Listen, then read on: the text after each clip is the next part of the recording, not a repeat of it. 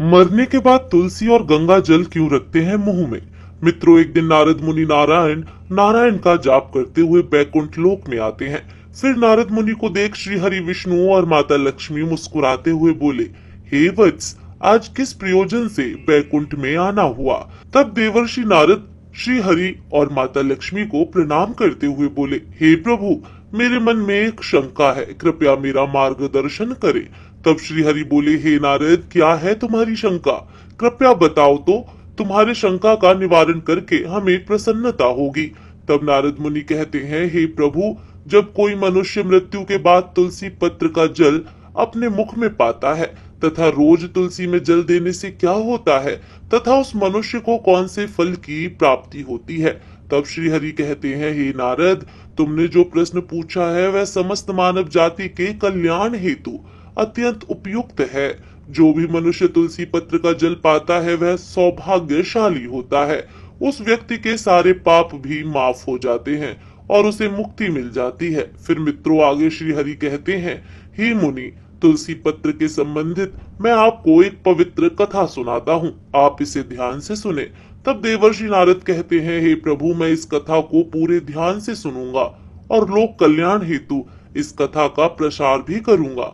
मित्रों, कथा आरंभ करते हुए श्री हरि कहते हैं, हे नारद, गंगा तट के किनारे एक भील परिवार रहता था जिसमें 7 भाई अपनी बहन के साथ रहते थे। उनके माता पिता किसी बीमारी के कारण गुजर गए। बहन सबसे छोटी थी और वह मेरी बहुत बड़ी भक्त थी। वह हर दिन सुबह तुलसी में जल चढ़ाती, नित्य रूप से पूजा पाठ करती थी। ये सातों भाई हर रोज जंगल में जाकर शिकार करते थे और जो भी मिले उसे घर लाकर पकाकर खाया करते थे। उनका यही नित्य काम था। और बहन घर के काम करके भाइयों की सेवा करती थी, उनके लिए खाना बनाती थी।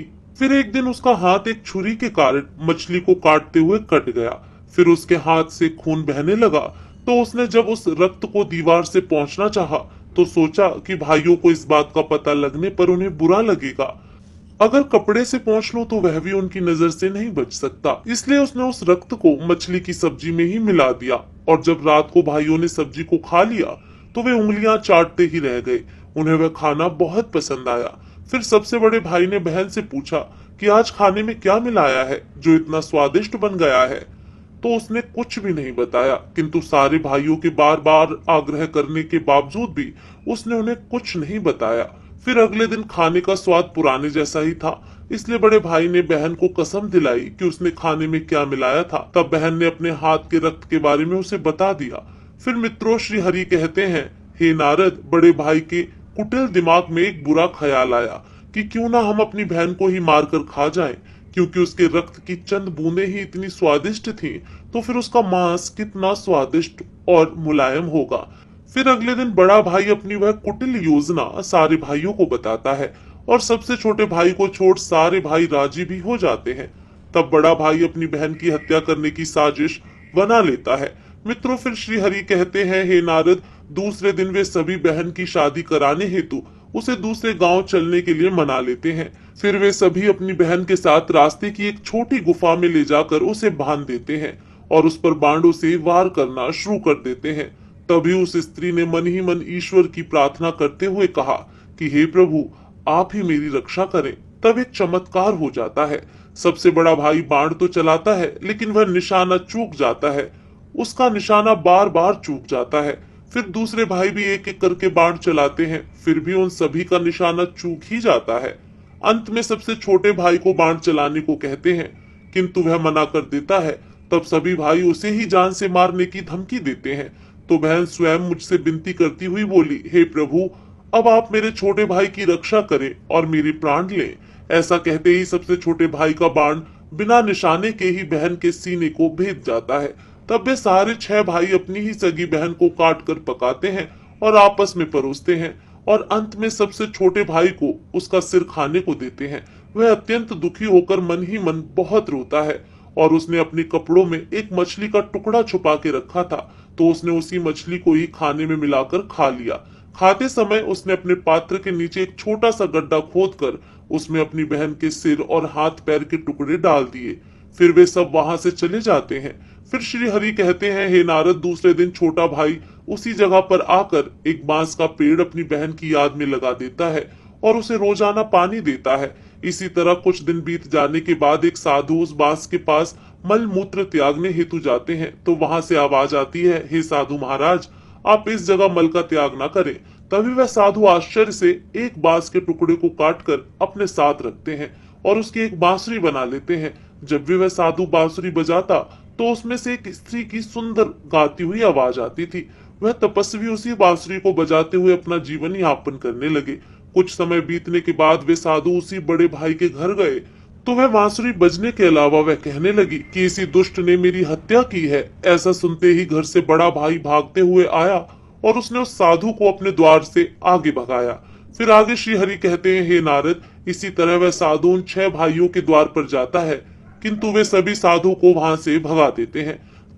साधु को तब कुछ हद तक यह बात समझ में आ जाती है कि जिस स्त्री की आत्मा इस बांसुरी में रहती है उसका इन लोगों के साथ जरूर कुछ नाता होगा, किंतु बेचारा साधु उन सभी के साथ कुछ भी नहीं कर सकता था। इसलिए वह फिर अंत में 7वें भाई के द्वार पर जाता है।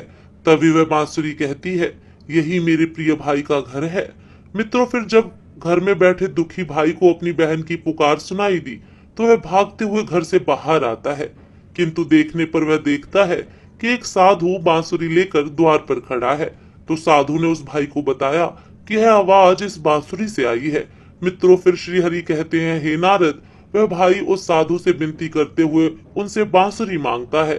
तब वह साधु उस बांसुरी को 7वें भाई को देता है और वह वहां से चला जाता है। फिर वह भाई भी अपनी बहन की आवाज वाली बांसुरी बजाता है तो वह उसे कहती है, हे भाई, मुझे पता है कि तुम मुझसे बहुत प्रेम करते हो, किंतु मेरी मुक्ति के लिए तुम हर दिन घर की तुलसी में जल चढ़ाओ तथा भगवान श्री हरि की पूजा पाठ और नित्य सेवा करो। अपनी बहन की आत्मा की बातों को मानकर वह भाई नित्य रूप से तुलसी में जल देता और घर में पूजा पाठ करता था। फिर श्री हरि कहते हैं, हे मुनि, मैं उस भाई की पूजा पाठ और उस मरी हुई बहन की आत्मा के प्रति प्रेम से भावुक हो गया। फिर एक दिन जब वह भाई तुलसी को जल देते हुए मन ही मन मेरा नाम का जप कर रहा था, तब स्वयं मैं उसी तुलसी के पौधे से उस गरीब भाई के घर में प्रकट हुआ। मेरे तुलसी के पौधे से प्रकट होने से वह भाई तुरंत मेरे शरण में आया।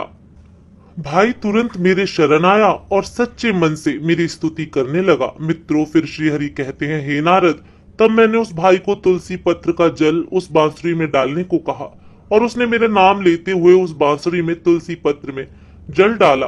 तो मेरे आशीर्वाद से उस स्त्री का पुनर्जन्म होकर वह स्वयं उस बांसुरी से बाहर आ गई। तब उन दोनों भाई बहन को मैंने तुलसी के संबंध में महत्वपूर्ण ज्ञान दिया था। वह ज्ञान अब आप भी ध्यान से सुने। तुलसी को मेरी पत्नी लक्ष्मी का ही रूप माना जाता है। तुलसी में हर रोज जल चढ़ाने से जीवन की सभी परेशानियां दूर होती हैं और सुख शांति आती है और धन का लाभ होता है। तुलसी में जल चढ़ाते समय चंदन का तिलक लगाना शुभ माना जाता है। तुलसी में जल चढ़ाने का सही समय सूर्योदय से लेकर उसके 2 से 3 घंटे बाद तक का ही होता है। तुलसी में हमेशा संतुलित मात्रा में ही जल चढ़ाना चाहिए। तुलसी के पौधे में रविवार को जल नहीं चढ़ाना चाहिए। शाम के समय यानी कि सूर्यास्त के बाद तुलसी के पौधे में दीपक नहीं जलाना चाहिए। मंगलवार को तुलसी में जल देने से विष्णु जी और लक्ष्मी जी दोनों ही प्रसन्न होते हैं। तुलसी को अन्य वनस्पतियों में से शुभ और मंगलकारी माना जाता है। रोज सुबह स्नान के बाद तुलसी में जल अर्पित करने से जीवन के दुर्भाग्य दूर होते हैं। मित्रों, आगे भगवान श्री हरि कहते हैं, मृत्यु ही जीवन का परम सत्य है। मृत्यु उपरांत व्यक्ति का विधि पूर्वक अंतिम संस्कार करने का विधान है, जिससे उसके शरीर को मुक्ति मिल सके और वह एक शरीर को त्याग कर दूसरा शरीर धारण कर सके।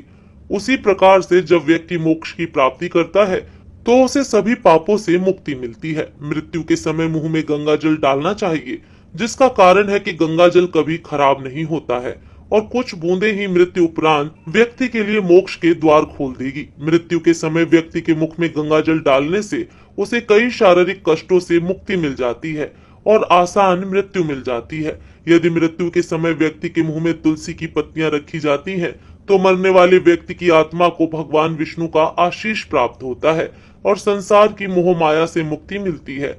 वही नहीं, शरीर के सारे कष्ट दूर हो जाते हैं और आत्मा सभी बंधनों से भी मुक्त हो जाती है। तुलसी के नाम से ही यमलोक में जो कष्ट देने वाले राक्षस हैं, वह शांत हो जाते हैं और यह मार्ग आसान हो जाता है तथा मोक्ष मिलता है। इसीलिए मोक्ष के लिए ही गंगा जल और तुलसी का सेवन मृत्यु के समय किया जाता है। तो मित्रों, मैं आशा करता हूँ कि यह कथा आपको पसंद आई होगी।